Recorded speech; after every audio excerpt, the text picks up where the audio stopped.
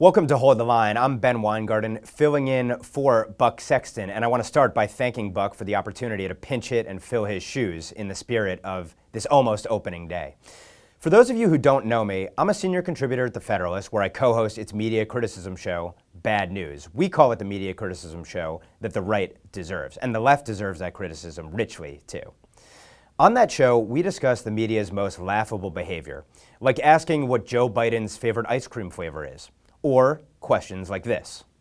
Thanks so much, Mr. President.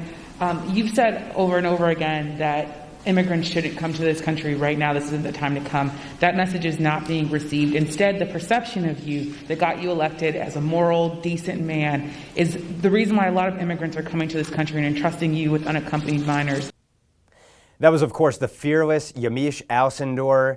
Your taxpayer dollars at work. She is a publicly funded journalist. But while the media distracts with bread and circuses, it also does something far more significant. It injects narratives, runs information operations like Russiagate, and even shifts the Overton window, like it did later in Biden's sole, stage-managed press conference, much bandied about weeks into his presidency, weeks after anyone else did their first press conference, where he had a little Facebook page cheat sheet to go through his pre-prepared, probably, questions. The media pressed him to nuke the filibuster during that press conference, as if it was the only reasonable, moderate position to take. They set the narrative.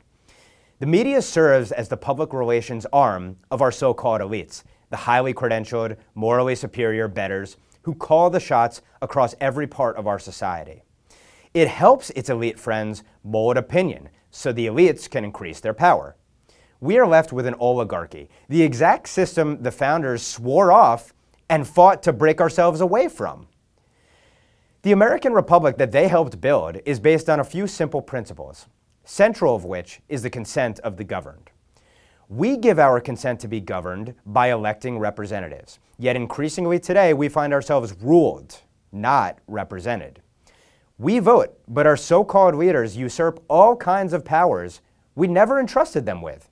They violate our liberty, perpetrate injustice, and they punt on the very things we actually want them to represent us on, to an army of unelected and unaccountable bureaucrats and judges. Worse, they're joined in shoving this agenda down our throats increasingly by voluntary colluders, to use that popular word today. Big business, woke capital, corporate media, the schools, and all of the other commanding heights of our society are in on the ruling class's fun. That is our ruling class. The gap between our ruling class and we the people, unfortunate enough to be ruled by it, is as large as it's ever been. How is the ruling class a small, extreme minority, a fringe, responding to a large, mainstream majority, that is, deplorable Americans and sane, traditional independents and Democrats? Well, it's not heeding the concerns of the tens of millions of people who collectively gave the ruling class the finger by voting for Donald Trump twice. It's not trying to bridge the gap with the half of the country that remains unwoke and unapologetically patriotic. Instead, it's doubling, tripling, and quadrupling down on its efforts to dominate us, right down to controlling the ultimate means by which we consent to being governed, not ruled, our votes.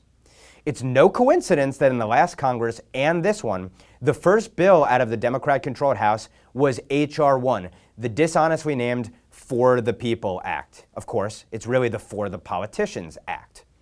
It passed out of the House without a single Republican vote, and its companion bill, S1, is currently pending in the Senate. What this legislation would do is take all of the extraordinary election integrity threatening measures of the 2020 election.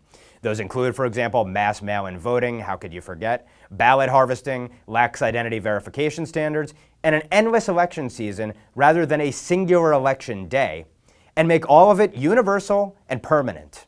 The cherry on top is that the bill threatens federalism by taking control of elections almost completely out of the hands of the states. The further away we move from a system where we vote in person, having shown the same ID that we use for a million other less important things in our daily lives on a single election day, a system that we control through our state representatives, the closer we move to a banana republic system that will reward fraud and corruption and entrench in power the fraudulent and corrupt. And by the way, honest Democrats used to admit that these sorts of ballot reform measures and the like invited corruption. The New York Times talked about it for literally the last 2 decades. Jimmy Carter signed onto a bipartisan commission report in 2005 certifying it as well. Now he's backtracked, just like all the rest of the Democrats. You know they don't have a real argument here for moving away from our traditional election system because they have to hide behind their favorite argument when you debate them on it. What do? Of course, they call you a racist and a bigot for daring to protect lawful votes from fraudulent votes that would dilute those lawful votes, disenfranchising lawful voters in the process. Here's Joe Biden on the whole issue. The Republican voters I know find this despicable. Republican voters, the folks outside this White House. I'm not talking about the elected officials. I'm talking about voters. And so I'm convinced that we'll be able to stop this because it is the most pernicious thing. This makes Jim Crow look like Jim Eagle. Yeah. Let's not forget, by the way, that as he references the Jim Crow relic, it's the Democrat Party that was the party of Jim Crow in the South. But that's an inconvenient narrative, so let's not even go there. Of course, the administration supports H.R. 1 and S1 and the like. They have their own executive order, much in line with these bills.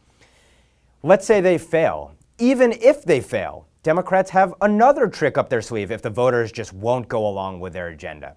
The Nancy Pelosi-led House is seeking to unseat newly elected Republican Representative Mariannette Miller Meeks from Iowa's 2nd District. Maybe you haven't heard of it because the media was focused on Oprah's interview with the royal family. She won her race by a minuscule 6-vote margin, that is Congresswoman Miller Meeks, and her victory held through a recount and was certified by the state of Iowa. But that's not good enough for tin pot dictator Nancy Pelosi. Well, and we want to be fair. Now, if I wanted to be unfair, I wouldn't have seated the Republican from Iowa because that was my right on the opening day. I would have just said, they're not seated. And that would have been my right as Speaker to do. Nancy Pelosi is nothing if not fair. The Democrats' effort to steal this election, and that is what they are doing, is based in part on Article 1, Section 5 of the Constitution, because Democrats love to invoke the Constitution when it suits them and trash it when it doesn't. That article says, and I quote, "Each house shall be the judge of the elections, returns, and qualifications of its own members." Got that? In Nancy Pelosi's reading, your consent doesn't matter. Only hers does. She and the Congress get to determine who sits in Congress, not we the people. So while Democrats threaten election integrity and are trying to steal an election, you still can't dare raise a word about any of the sketchy things that transpired during the 2020 presidential election. The very things that would make you question the wisdom of H.R. 1 and scream bloody murder over the hypocrisy of Democrats trying to steal a seat.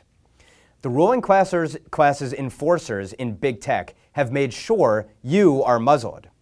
My colleagues at the Claremont Institute's The American Mind website found out that the censorship over the 2020 election is ongoing when last week they tried to publish a podcast on YouTube that my company helped script and produce, only for the Google-owned platform to remove it. Ironically, or perhaps not, the MIDI audio documentary titled The Ruling Class Strikes Back chronicled the infinite ways in which our ruling class worked relentlessly during 2020 to marginalize, silence, and rout dissenters from their rule. Their tactics, of course, included suppressing news like the Hunter Biden story, although maybe they helped out, ironically, with that one, information, and opinion the ruling class disapproved of. One portion of the podcast scrutinized the dubious aspects of the 2020 election. That is, it touched on what is now a third rail. In a generic email, YouTube reminded us that it is, quote, a safe space for all. Well, unless you're a wrong thinker. By questioning aspects of the 2020 election, the podcast apparently violated that safe space. Without pointing to precisely how it did so, the social media platform added that, quote, content that advances false claims that widespread fraud, errors, or glitches change the outcome of the U.S. 2020 presidential election is not allowed on YouTube. Never mind that the podcast made no such claim. What it did do was talk about something else you're not allowed to talk about. It questioned the legitimacy of the lawfare that preceded the election, which is now likely to be enshrined if we pass an H.R. 1 and an S1.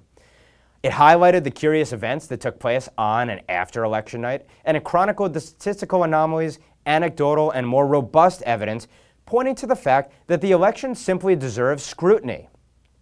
The podcast was not trying to relitigate the 2020 presidential election, just like we're not trying to relitigate it right now. But it put it in context of a series of major related events, a broader theme, including the first impeachment effort, the coronavirus crisis, and the 1619 riots, all of which just happened to result in more power for our ruling class. They exploited these crises. And of course, they did everything they could to make sure that the election result trended right. Nevertheless, any skepticism is now banned. I guess it makes sense that skepticism is now banned. Why would they want to be called on their efforts? You know, Justice Clarence Thomas noted in the Citizens United case, which you can't speak of, that core political speech is the, quote, primary object of First Amendment protection, unquote. What could be more core to political speech than talking about the election process? Well, this doesn't matter to our ruling class. The official narrative that they have to put forth is that the first mass mail-in election in history was uniquely above board. It must not be challenged. Big tech will argue you're inciting people to violence if you dare cast doubt on the soundness of the election. You might start an insurrection at your state house. You are Jim Eagle as well, should you advocate for legislation that would dare bar the most suspicious and obviously potentially corrupt 2020 election processes and practices. Big tech and the ruling class it represents and is a part of undermines confidence in our elections by censoring criticism of them. That's because sound elections can withstand scrutiny. If you wanted to make people suspicious about election processes, you couldn't find a better way to do it than censoring speech about them. Healthy and free societies welcome robust debate. Most importantly, most critically, about contentious issues. A nation that suppresses discourse ceases to have debate. And when disputes cannot be resolved in words, tragically, the odds increase people may resort to actions. This is how civil societies devolve and decline into banana republics. Our ruling class would seem to be comfortable with this trajectory. It seeks to set the terms of the increasingly limited debates we're allowed to have. It controls the platforms through which the narrow array of ruling class approved arguments are disseminated. It determines who gets canceled and who is spared. In a word, it plays God. It seeks to rule. It can't tolerate dissent because it can't tolerate challenges to its power and privilege. That's why it hated Donald Trump. That's why it needs to make sure that elections normally trend in the right direction from the ruling class's perspective. More broadly, it seeks a monopoly on the narrative, so it has a monopoly on power. We must not only hold the line in the face of this onslaught, we must do everything we can to break that monopoly for God, family, and country.